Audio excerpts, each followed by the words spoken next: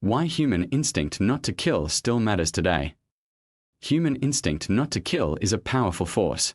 Learn why killing feels unnatural, how training overrides instinct, and why soldiers carry deep trauma home. Introduction. You probably feel uneasy even thinking about taking a life. That feeling is natural. It reflects the human instinct not to kill, your biology trying to protect you. The human instinct not to kill is one of the strongest moral barriers we possess, and it is part of what enables humans to survive as social, cooperative beings. Yet our political and military systems often expect people to override that instinct. Millions of Australians know someone who came home from war carrying emotional wounds that never fully healed. Statistic snapshot. The Royal Commission into Defence and Veteran Suicide found that veterans in Australia are far more likely to die by suicide compared to the general population. This is a sign of what happens when someone is pushed to act against their deepest moral instincts. So let us ask two simple questions. If humans evolved to protect one another, why does our government rely on systems that undermine that instinct? And if Australia has dollar sovereignty, meaning it can fund peace and prevention without financial limits, why are we still training people for violence? As Australians, we deserve answers and a better way forward. Why killing does not come naturally. Evidence soldiers historically avoided firing. For most of history, soldiers resisted killing. This is not a myth.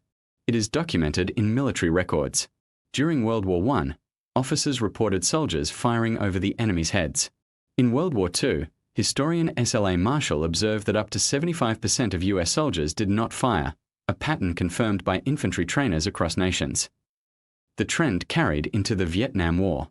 Soldiers often admitted to firing high on purpose or deliberately missing targets, especially early in their deployments. They were not afraid. They were human. This resistance comes from the human instinct not to kill, a deep emotional barrier that has shaped human behavior for thousands of years. Their natural instinct resisted taking a life. You might now wonder why modern firing rates are much higher. The answer is not that people have changed. It is that training has changed. After World War II, military leaders analyzed these historical patterns and concluded that the human instinct not to kill was so strong that older training methods could not overcome it. This led to a new form of training designed to bypass moral judgment and turn shooting into a rapid, conditioned reflex. Modern forces introduced. Human-shaped targets instead of circles. A reward loops that praise fast, accurate firing. A high-stress live fire drills. A language that labels people as enemies rather than humans. A repetition that links shooting with approval and belonging. These techniques reshape human behavior by reducing the emotional weight of killing. Instead of a conscious moral decision, it becomes an automatic reaction. This process works because it suppresses the human instinct not to kill and replaces it with conditioned responses. Soldiers fire before they have time to reflect. This is why firing rates have risen sharply from Vietnam to the present day. The instinct remains. Humanity remains. The systems work hard to suppress it. The problem: why Australians feel stuck. How systems override your natural instinct. You were taught from childhood that harming others is wrong. Yet military training uses military training psychology to weaken that instinct. This is done through conditioning, repetition, environmental stress, and emotional detachment. These methods create automatic responses that bypass empathy. Here is the uncomfortable truth. These systems were built on the belief that the human instinct not to kill needed to be removed for militaries to function.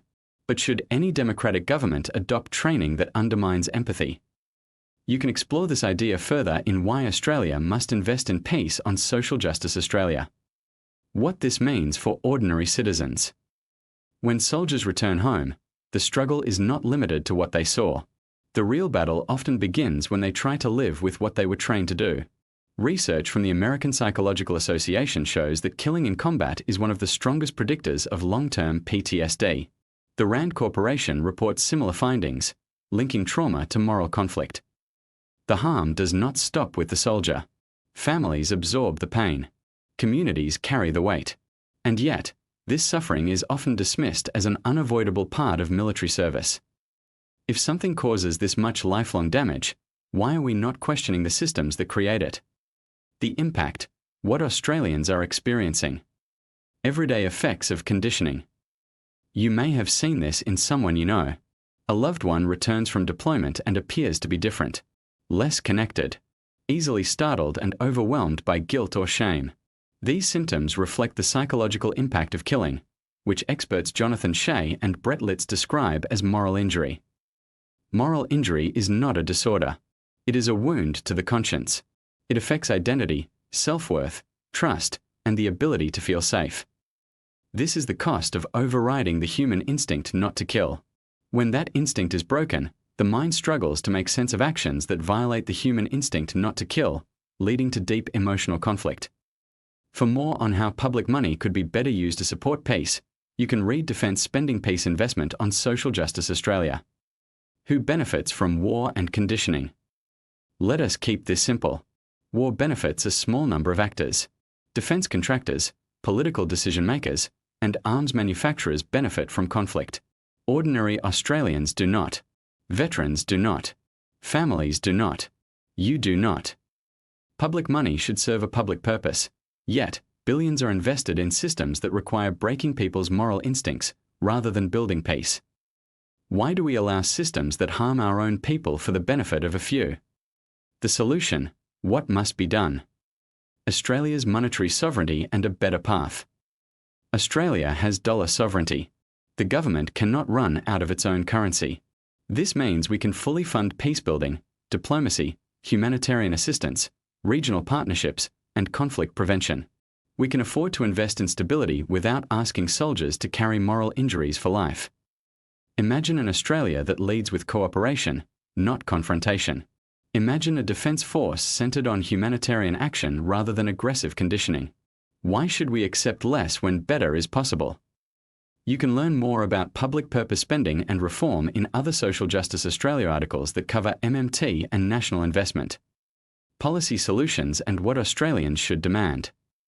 A peaceful and humane future requires real commitments, a national peacebuilding and diplomacy strategy, a transparency around defence contractor influence, an education that reduces militarisation, a comprehensive support for veterans and families, a training reforms that respect human moral limits, a regional cooperation programs that reduce conflict, a full recognition of moral injury as a national health priority.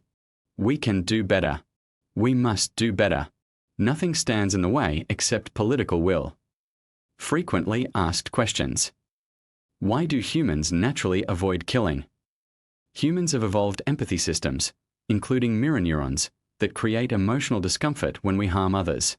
This is why the human instinct to avoid killing is so powerful. How does military training psychology override empathy?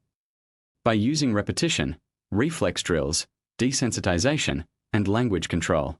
These methods reduce emotional responses and replace them with automatic reactions. What is moral injury in soldiers? Moral injury occurs when an individual acts against their core moral principles. It is linked to guilt, shame, trauma, and long-term psychological harm. Did soldiers historically avoid firing? Yes. Historical evidence from World War I, World War II, and Vietnam shows many soldiers deliberately fired high or avoided firing due to natural empathy. Final thoughts. Your human instinct not to kill reflects the best parts of being human. When governments override that instinct through conditioning, the results are devastating. The psychological damage lasts. It lasts because the human instinct not to kill is part of our natural sense of morality and connection. Families suffer. Communities feel the weight. Australia has the economic power to choose a peaceful future. Let us use dollar sovereignty to invest in diplomacy, cooperation, and well-being. Imagine an Australia where peace is our strength and humanity is our guide. What's your experience? Have you seen how the human instinct not to kill shapes someone you know, or wondered why our systems teach people to override that instinct? Share your thoughts below. Call to action. We'd love to hear from you. If you found this article insightful, explore more about political reform and Australia's monetary sovereignty on the Social Justice Australia website. Please share your thoughts through our reader feedback form, check out what others are saying on our testimonials page, or scroll down and leave a comment below. Your voice helps shape future content. Spread the word. Change starts with conversations. Share this article with friends, family, or your social networks so more Australians can see what's possible. Every share helps build momentum for a fairer society. Keep independent journalism alive.